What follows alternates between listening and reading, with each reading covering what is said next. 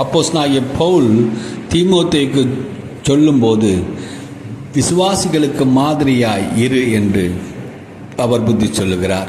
அன்பிலும் விசுவாசத்திலும் நடக்கையிலும்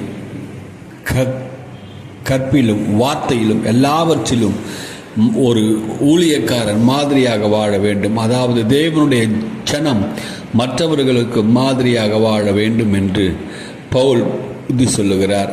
இயேசு நமக்கு ஒரு மாதிரியை காண்பித்து விட்டு போயிருக்கிறார். பவுல் என்னை பின்பற்றுங்கள் என்று அவர் நமக்கு ஒரு மாதிரியை காண்பித்திருக்கிறார்.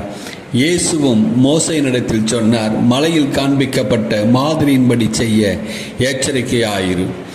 ஆகவே ஒரு தேவனுடைய ஜனம் தேவன் காண்பித்த மாதிரி, அதாவது தேவன் காண்பித்த அடிச்சுவடுகளை விட்டு வழி தவறி போகாமல், வழியை மாற்றிக்கொள்ளாமல் தேவன் நடந்த அதே பாதையில் போக வேண்டும் என்று தேவன் வாஞ்சிக்கிறார். மாதிரியை காண்பித்த தேவன் அதனுடைய அடிச்சுவடுகளை பின்பற்றுகிறவர்களை அவர் ஆசீர்வதிக்கிறார்.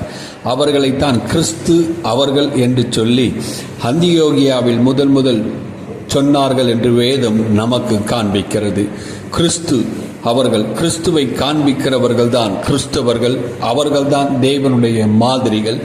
நீங்களும் நானும் இந்த பூமியில் வாழும்போது இயேசுவை பிரதிபலிக்கிறவர்களாக, இயேசுவை காண்பிக்கிறவர்களாக வாழ்வதுதான் நாம் ஒரு மாதிரியின் வாழ்க்கையை மற்றவர்களுக்கு காண்பிக்கிறோம். ஆகவே இயேசு சீக்கிரம் வருகிறார், ஆயத்தமாவோம், வாருங்கள்.